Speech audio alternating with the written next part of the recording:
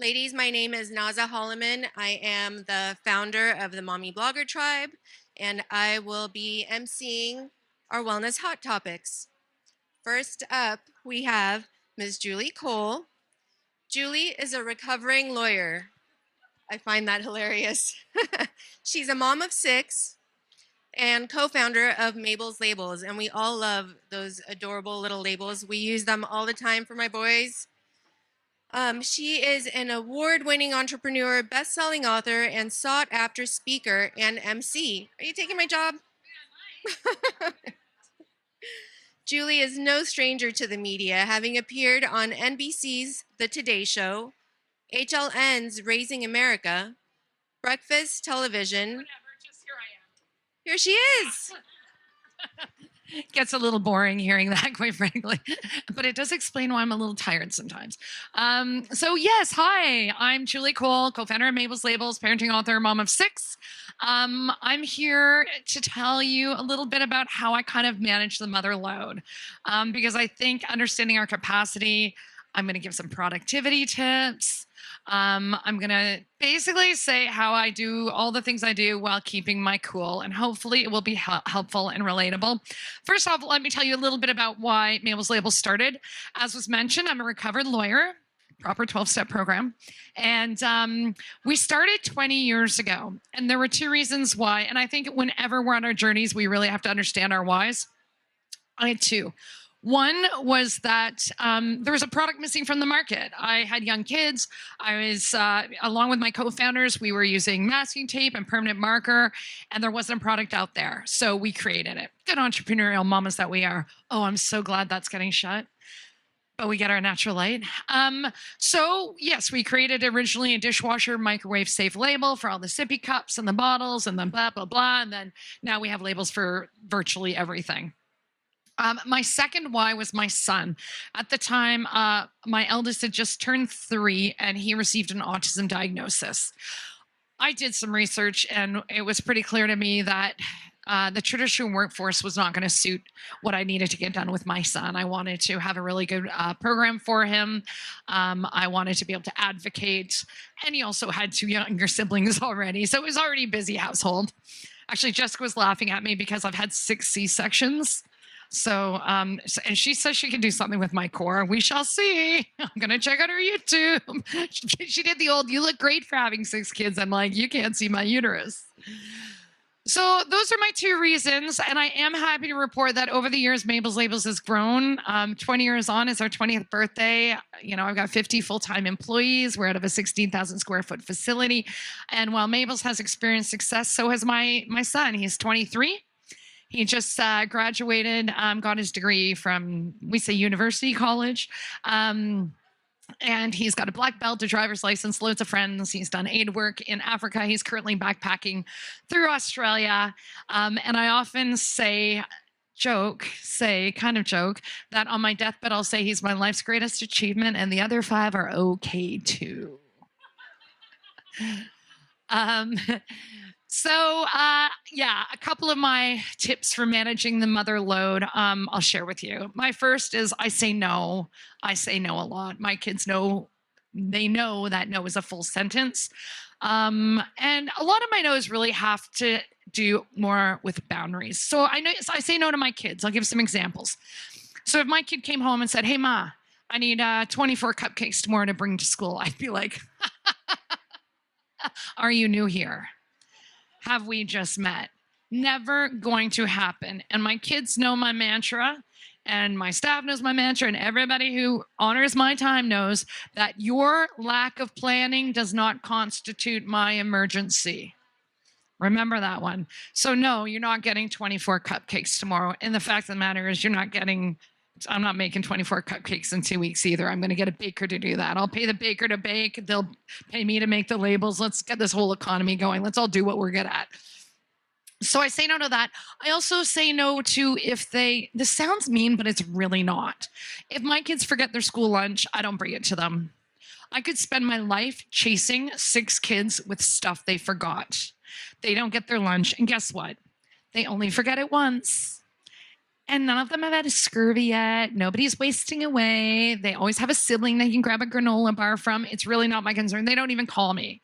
If they forget their gym clothes, they miss gym. If they forget their homework, they can stay in at recess and do it. If they forget their assignment, they get a B instead of an A. This is how life works. This is a natural consequence. They have to understand that I cannot do all the things I need to do if I'm running around chasing after them for all the lost items. You know how the school, the teacher has, or the secretary has the table beside the desk where people come and drop off the forgotten things? I call it the enable table. And I don't think it should be there because parents should be saying, sorry, forgot your lunch, suck it up, buttercup. Again, it's not a punishment. I love my kids very much, but I need to get a lot done. And I find if you respect your time, they will too. So you set the standard. I say no at work a lot. You're not allowed to just come by my office and say, hey, Julie, can I pick your brain for a second? Because I noticed that I let that happen a lot and I'd finish the day and I got nothing done, but I solved everybody else's problems. So I'm really happy to meet, but if I'm working on a project, my notifications are off. And when I turn them back on, I'll see your email and then I'll message back and say, sure, pop down to my office at 3:30. Would love to see you. Remarkably, what I find happens is that by 3:30, they've solved their own problem. So again, your lack of planning doesn't constitute my emergency. And it was great because I was getting my work done too. So I call that a no drive-by principle. You can't drive by my office and be like, hey, Julie, a few other hints. If people do that, just stand up and be like, can I help you? And just make it so it's not so warm. That is what I do in the lunch lounge. That's what I do in the water cooler, but I have to be productive and I have to get things done. I also set up some boundaries about, Julie, can I pick your brain? Of course, I want to share what I've learned as an entrepreneur over the last 20 years. I mean, I owe it. And so many people helped me. But what I found was happening was that I'm like, I got to make labels and raise kids. I'm not a full-time consultant. And it was like, Julie, can I pick your brain? Can I take you for coffee? Could I take you for lunch? I'd be like, oh my God, I can only have so much coffee. So I just put some parameters on it. Now I put a half day every 6 weeks where people can book me. And if they can't book me then, that's fine. I'll have another one 6 weeks later. I don't make an exception and say, oh, that's all right. I'll talk to you tomorrow. So I have to set my boundaries. I even have a 10-point checklist before I go to an event because it has to be the right audience for me. It has to be people who are going to understand my message. It's got to be potential partnerships, collabs. There's this whole 10-point checklist. And at this age and stage, because I turned 52 yesterday, the number one question is, do I want to? And you will get there. You will get there. Thank you. Yeah. What's that? The weather came out for me. I know, because I'm from Toronto. So I'm like, really? I came to California and I'm wearing a coat. Like, you guys. And I don't go to meetings without agendas. I don't return to meetings. If I don't have something to do at the meeting, if there's no specific reason for me to be there, then I'll uninvite myself. I would challenge, we all have these great to-do lists. We have so much to do, but think about what you're doing that should be on your do not do list. Go through like I don't unstack a dishwasher. I got 6 kids. They can unstack dishwashers. It's better for me to spend some time with my kid with ADD who's got executive functioning issues, work on his, let's map out what we're going to get done this week. Let's get out your journal. It's better for me to do that than to unstack a dishwasher. So again, respecting your time and making other people respect your time as well. Also, I think what we need to do, I'm a big perspective guy, and I think there's this notion of having it all that impacts women. People are always asking women, or you feel this pressure to have it all. I don't even know what that is. I don't know what that looks like. And I think what we need to remember is not to let that people project that on us, because that's time consuming and it makes us not productive. Having it all is having what you want. And that for me was having 6 kids and making labels in a basement till 2 a.m. and then getting up with the kids and doing the do. And that's okay. In fact, a friend of mine overheard somebody talking about me once in line up at an amusement park.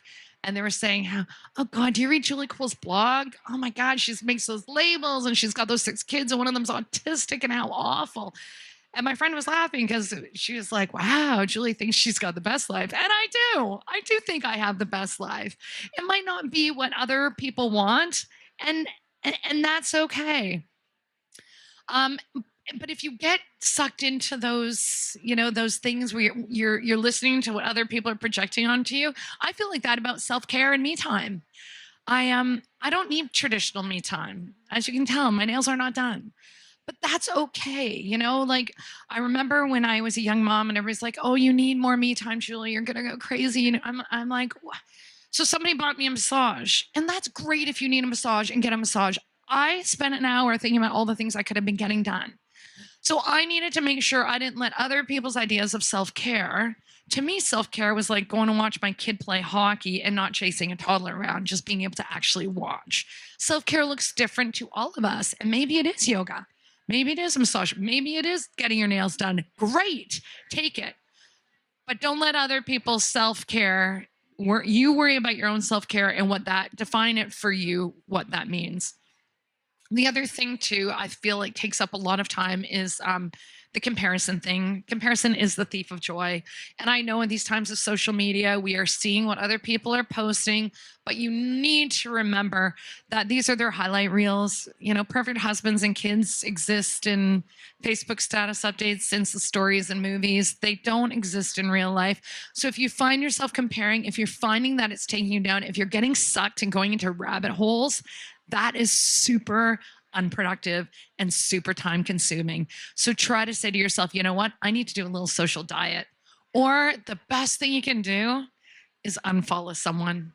If somebody's getting your feed and they're getting your head and they're so annoying, I've got a few people like that. I'm like, they're just so phony. And like, I know what you're really like, and this is so phony. It just grosses me out. It makes me, ugh. So I don't want to unfriend them. Because then they'd be like, why'd you unfriend me? But I will unfollow so that they're just not in my feed and I just don't have to see it and be annoyed about it, right? But again, if you do find it's taking too much time, if you're getting sucked in, if it's causing negativity, just step away from the social media. So those are just a few little productivity tips. I'm going to give one more. Okay, I'm just going to give a couple more that helped me when I was writing my book. My one, and I tell my kids this too, is eat the frog. That means the thing you want to do least, do the first. And I actually found the book writing thing a little more difficult and less enjoyable than I thought I would. So it makes sense if you're doing something like that you've committed to, get up at 5:30, 6 o'clock. Maybe your workout, you don't want to do it, but you'll feel better if you do it. I always say workout's kind of like, oh, I'm so bad. Kind of like having sex with your husband. You don't always want to, but then you're always glad you did. That's like having a workout. Am I right? Is that a fair comparison? So eat the frog, do the thing you want to do least first, and then, you've got the rest of the day to do the other tasks. But if you procrastinate, it's hanging over you all day long, and that takes up valuable brain space, and you all have a lot on your plates and you need to clear up. I also do the touch at once principle. So if I look at something, I deal with it. If I'm not going to deal with my emails, I don't open them, because you know what happens? You read your email and you'll be like, okay, I'll get back to that later. You open it and you'll be like, oh, I don't have time to do it. By then you've read it 5 times by the time you've replied. So try to do the touch at once principle. If you're going to open it, deal with it, and then it's done. But yeah, so I would just say, please, if you get anything out of this, remember, your lack of planning doesn't constitute my emergency. Natural consequence is a part of life for our families. And if you just role model how we respect our time and respect ourselves, other people will follow along, and you'll find your kids do a really good job role modeling that as well. Okay, if anybody wants to keep in touch, I'm on Insta at Julie Cole Inc. and at Mabels Labels. And you can find information about me at mabelslabels.com/Julie Cole. My book was a bestseller. It was published in May, Like a Mother, Birthing Businesses, Babies, and a Life Beyond Labels. And it's full of hacks, business, entrepreneur, mom, life, all that jazz. So thank you so much for having me. Have a great day.